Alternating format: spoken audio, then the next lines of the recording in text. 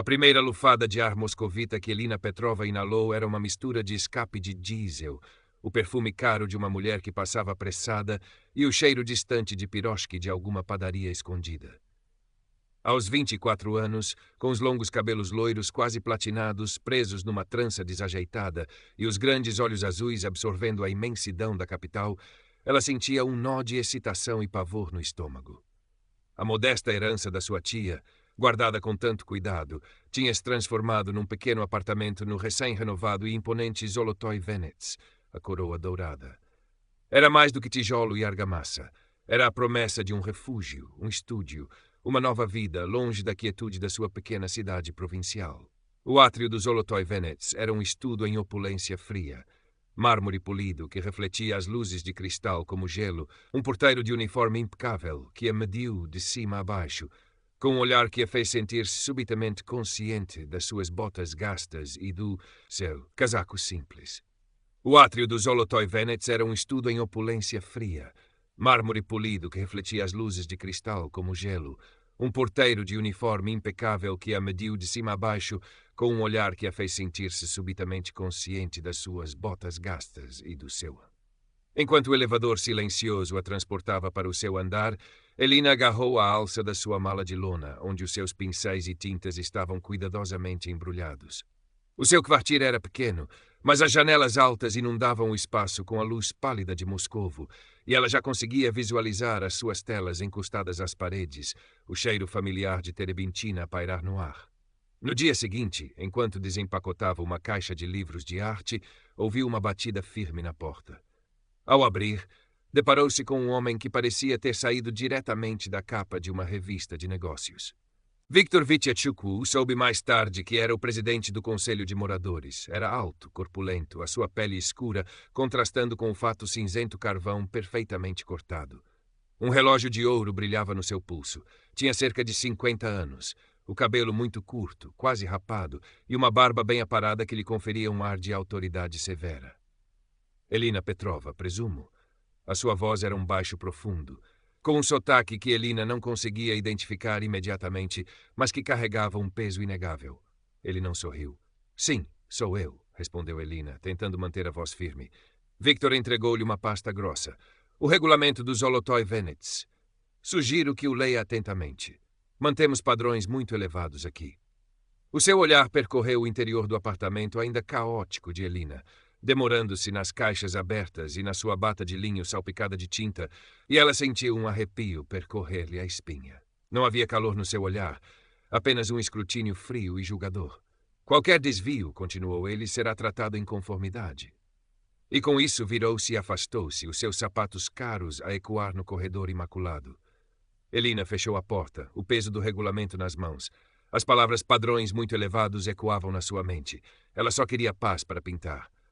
A paz, no entanto, era um luxo que o Zolotoy Venets, sob o olhar atento de Viktor Shukwu, não parecia disposto a conceder-lhe. A primeira notificação chegou uma semana depois, deslizada por baixo da sua porta. Uma multa por plantas não autorizadas na sua pequena varanda. Eram apenas alguns vasos de gerânios e ervas aromáticas que a sua tia costumava cultivar, um pequeno toque de cor e vida que ela esperava que a animasse. Aparentemente violavam a estética uniforme do edifício. Elina, ingênua, tentou argumentar. Abordou Viktor no elevador, explicando que as plantas eram discretas. Ele olhou-a com desdém. Senhorita Petrova, as regras são claras. Se todos começassem a decorar as varandas ao seu gosto, isto pareceria uma favela, não um edifício de elite. Seguiram-se outras multas. Uma por ruído excessivo. Ela estava a ouvir música clássica suave enquanto pintava, o volume tão baixo que mal se ouvia no corredor. Outra pelo odor desagradável das suas tintas a óleo, apesar de manter sempre as janelas abertas e usar um purificador de ar. Viktor parecia ter um exército de informadores, ou talvez ele próprio patrulhasse os corredores, farejando qualquer infração, por menor que fosse. Começou a sentir-se observada, cada movimento seu escrutinado. Os outros moradores eram educados, mas distantes. Cumprimentavam-na com acenos de cabeça apressados no elevador, os seus olhos evitando os dela. Ninguém a convidava para um chá. Ninguém lhe dava as boas-vindas formais. O Zolotoy Venets era uma fortaleza de solidão dourada. Ania Ivanovna, uma senhora idosa e curvada que vivia no final do corredor e que por vezes lhe oferecia um sorriso genuíno, foi a única a sussurrar-lhe um aviso. Cuidado com o presidente, menina. Ele gosta de tudo à sua maneira.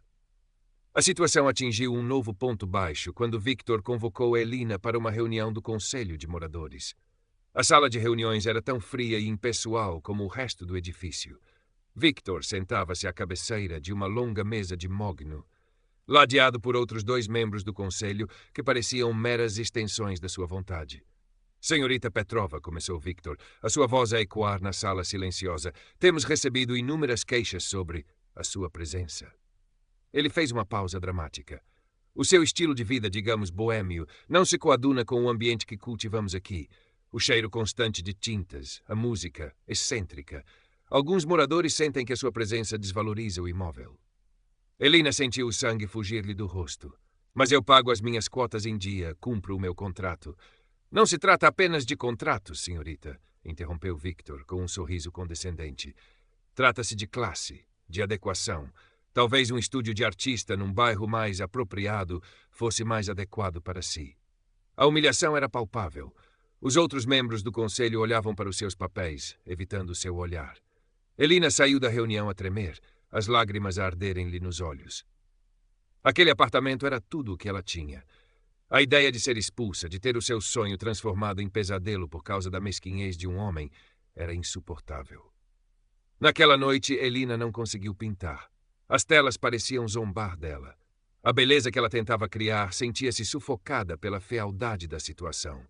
Pensou em desistir, em vender o apartamento e voltar para a província, derrotada. Mas depois uma centelha de raiva, uma emoção que ela raramente sentia, começou a surgir por entre o desespero. A raiva pela injustiça, pela arrogância de Victor. A lembrança do sacrifício da sua tia para lhe deixar aquela herança. Não, ela não ia desistir tão facilmente. No dia seguinte, seguindo uma recomendação hesitante de Anna Ivanovna, Elina procurou Dmitry Volkov, um advogado cujo escritório ficava num edifício antigo e menos ostentoso, a poucos quarteirões do Zolotoy Venets. Dmitry era um homem na casa dos 40, com um ar ligeiramente cínico e olhos perspicazes que pareciam ver através dela. Vestia um fato amarfanhado e o seu escritório estava atafulhado de processos e livros. Elina contou-lhe a sua história, a voz a falhar por vezes. Dmitry ouviu pacientemente, fazendo anotações num bloco de notas. Inicialmente, Elina temeu que ele a descartasse como mais um caso trivial de disputas de condomínio. Quando ela terminou, Dmitry encostou-se na cadeira, tamborilando os dedos na secretária. Victor Tchukwu, diz você, o rei do Zolotoy Venets. Havia um toque de ironia na sua voz. Conheço o tipo, ou melhor, conheço a reputação. Novo rico, adora exibir poder e, pelo que me conta, um bully. Ele quer expulsar-me, disse Elina, a voz embargada. Ele acha que eu não pertenço lá. Dmitry olhou para ela por um momento. E você, senhorita Petrova, acha que pertence? Elina endireitou-se. Eu comprei aquele apartamento legalmente. É a minha casa. Eu sou uma artista. É isso que eu faço. Não estou a magoar ninguém. Um leve sorriso surgiu nos lábios de Dmitry. Bom, gosto disso. Ele inclinou-se para a frente. Estes pequenos tiranos de condomínio são todos iguais. Baseiam-se no medo e na apatia dos outros, mas por vezes são descuidados. Por vezes a sua arrogância é a sua maior fraqueza. Ele fez uma pausa. Deixe-me investigar um pouco o nosso amigo Victor. Veja o que consigo encontrar. Entretanto, documente tudo. Cada multa, cada comentário, cada ameaça velada. Datas, horas, testemunhas, se houver. Elina sentiu um vislumbre de esperança pela primeira vez em semanas. Alguém estava disposto a ouvi-la, a ajudá-la. Nas semanas seguintes, Elina seguiu o conselho de Dmitry à risca, anotando cada interação com Victor, cada nova notificação. Victor, sentindo talvez a sua resistência, intensificou a pressão. As multas tornaram-se mais frequentes, as acusações mais absurdas. Ele começou a espalhar boatos de que ela recebia visitas suspeitas à noite. Eram apenas amigos artistas que vinham oferecer apoio. Entretanto, Dmitry trabalhava nos bastidores. Um dia, ligou a Elina. Tenho notícias sobre o nosso Victor, disse ele, a voz contendo uma excitação mal disfarçada. Parece que o nosso rei tem alguns problemas financeiros, dívidas de jogo, investimentos que correram mal, coisas que ele tem mantido muito bem escondidas. Elina prendeu a respiração. E o mais interessante, continuou Dmitri, é que a sua preciosa cobertura, o seu castelo no céu, está prestes a ir a leilão. Um leilão muito discreto, organizado por um dos seus credores mais impacientes. O coração de Elina começou a bater mais depressa. Leilão? Sim, e acontece dentro de 3 dias. Dmitri fez uma pausa. Senhorita Petrova, isto pode ser uma oportunidade. Uma oportunidade muito arriscada, mas uma oportunidade. O que quer dizer? Quero dizer, disse Dmitri lentamente, e se a pessoa que o está a tentar expulsar do seu prédio de luxo, de repente, descobrisse que a sua própria casa já não lhe pertence? A ideia era tão audaciosa, tão improvável, que Elina quase riu. Mas depois olhou para suas mãos manchadas de tinta azul e ocre. Ela era uma artista. A sua vida era sobre criar beleza a partir do caos, sobre encontrar soluções inesperadas. Como poderíamos fazer isso? Perguntou ela, a voz pouco acima de um sussurro. Com o resto da sua herança e um empréstimo de última hora. Eu conheço algumas pessoas. Disse Dmitri, será apertado, e não há garantias. Mas imagine a cara dele. Elina pensou nas humilhações, no medo constante, na forma como Victor tentara esmagar o seu espírito. Lembrou-se da promessa que fizera a si mesma de não desistir. O risco era enorme. Se falhasse, ficaria sem nada. Mas se resultasse, a justiça teria um toque poético. Vamos fazer isso, disse Elina, a sua voz subitamente firme. Os 3 dias seguintes foram um turbilhão. Dmitri moveu mundos e fundos, garantindo o empréstimo, preparando a papelada. Elina mal dormiu, alternando entre o terror e uma excitação febril. Ela continuou a pintar, canalizando a sua ansiedade para as telas, criando obras com uma intensidade que nunca antes alcançara. No dia da reunião extraordinária convocada por Victor para a sua expulsão, Elina sentia-se estranhamente calma. Vestiu um vestido simples, mas elegante, de um azul profundo que realçava os seus olhos. Prendeu o cabelo num coque arrumado. Ao seu lado, Dmitri carregava uma pasta de cabedal. A sala de reuniões estava tensa. Victor, no seu lugar de costume, parecia mais arrogante do que nunca, saboreando a sua vitória antecipada. Senhoras e senhores, começou Victor, a sua voz ressoando com autoridade. Estamos aqui hoje para tratar de um assunto desagradável, mas necessário. A contínua violação das nossas regras e a perturbação da paz pela senhorita Petrova tornaram-se intoleráveis. Propus a sua expulsão dos Zolotoy Venets para preservar a integridade e o valor da nossa comunidade. Ele olhou para Elina com um sorriso triunfante. Alguma última palavra, senhorita Petrova, antes de procedermos à votação? Elina levantou-se, as pernas a tremer ligeiramente, mas a voz firme. Sim, Sr. Chukwu, tenho algumas palavras. Ela respirou fundo. Dmitri colocou uma mão tranquilizadora no seu braço. Primeiro, disse Elina, gostaria de refutar cada uma das suas acusações. Ela começou a apresentar as provas que tinha recolhido. As datas e horas das supostas infrações, as fotografias de outras varandas com decorações muito mais elaboradas, as testemunhas, incluindo uma nota assinada por Ania Ivanovna, que atestavam que a sua música era suave e os cheiros do seu estúdio eram mínimos. Victor tentou interrompê-la, mas Dmitri interveio. Por favor, Sr. Presidente, deixe a senhorita Petrova terminar. É o direito dela. Quando Elina terminou de apresentar a sua defesa, um silêncio desconfortável pairou na sala. Alguns membros do conselho pareciam inquietos. Victor riu, um som seco e desdenhoso. Uma performance comovente, senhorita Petrova, mas dificilmente altera os factos. A sua presença é disruptiva. Ele preparava-se para pedir a votação quando Elina levantou a mão novamente. Tenho mais uma coisa a dizer, Sr. Chukwu. A sua voz era calma, mas carregava um novo peso. Falou sobre preservar o valor do imóvel. É uma preocupação válida. Ela fez uma pausa, olhando diretamente para ele.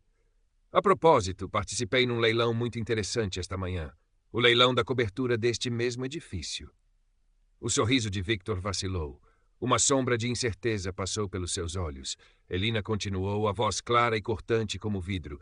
E, para minha surpresa, consegui arrematá-la. Ela tirou um documento da pasta que Dmitri lhe entregara e colocou-o suavemente sobre a mesa. A escritura da cobertura, em seu nome. Portanto, Sr. Chukwu, creio que há um pequeno equívoco. Eu não estou de saída. O senhor é que está, a menos, claro, que queira discutir os termos do aluguer do seu antigo apartamento. Comigo. O silêncio que se seguiu foi absoluto, tão denso que se podia cortá-lo à faca. O rosto de Victor passou de um tom pálido para um vermelho furioso e depois para uma máscara de descrença lívida. A sua boca abriu-se e fechou-se, mas nenhum som saiu. Os outros membros do conselho olhavam de Elina para Victor, os queixos caídos. Dmitry Volkov permitiu-se um pequeno sorriso satisfeito. A autoridade de Victor, construída sobre arrogância e intimidação, desmoronou-se como um castelo de cartas. A notícia espalhou-se pelos Zolotoy Venets como um incêndio. O rei fora destronado, e pela mais improvável das pessoas. Nos dias que se seguiram, Victor Chukwu foi uma sombra do homem que era. Tentou lutar, ameaçou com processos, mas as suas dívidas eram reais e a escritura de Elina era incontestável.